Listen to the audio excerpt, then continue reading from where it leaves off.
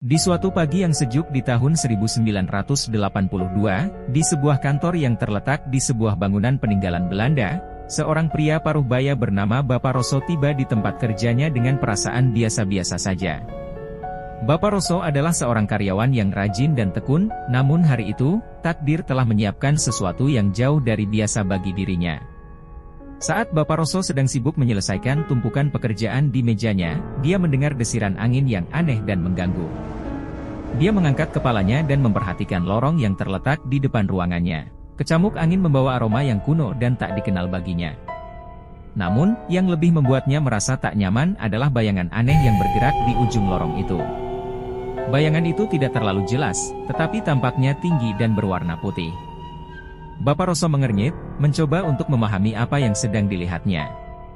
Namun, semakin dia berusaha fokus, semakin kabur bayangan itu.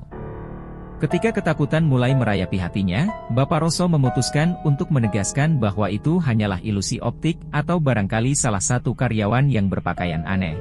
Dia berdiri dari kursinya dan melangkah ke lorong dengan hati-hati. Namun, semakin mendekat, semakin jelas menjadi bahwa bayangan itu tidaklah manusiawi. Tubuhnya tampak begitu panjang, namun tanpa kepala. Itu hanya sebuah bayangan putih yang mengambang di udara, tak berwujud nyata. Dan ketika Bapak Rosso mencoba memanggilnya, tidak ada suara yang menjawab. Ketegangan mulai menyusupi setiap serat tubuhnya. Bapak Rosso merasa kehadiran yang ganjil dan mencekam, bahkan udara terasa berat di sekitarnya.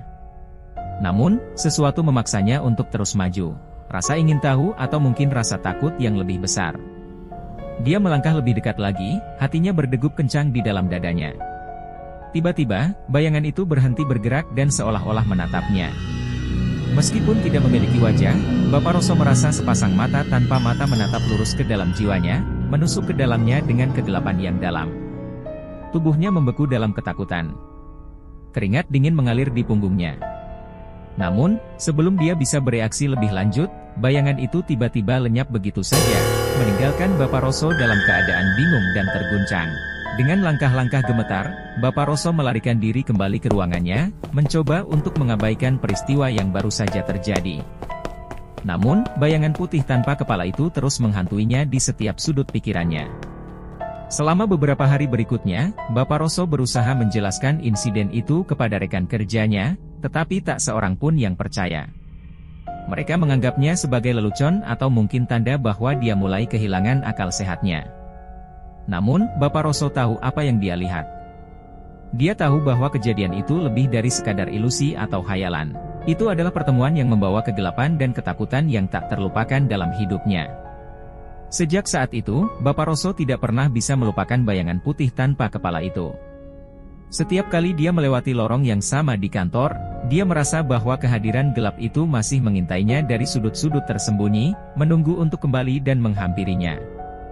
Misteri tentang bayangan itu tetap menjadi rahasia yang tak terpecahkan. Apakah itu hantu dari masa lalu yang kembali untuk menghantui kantor tua ini? Ataukah itu hanya ilusi dari pikiran yang terganggu? Pertanyaan-pertanyaan itu akan terus menghantui Bapak Rosso sepanjang hidupnya, sementara bayangan putih tanpa kepala itu terus mengambang di lorong kantor yang sunyi.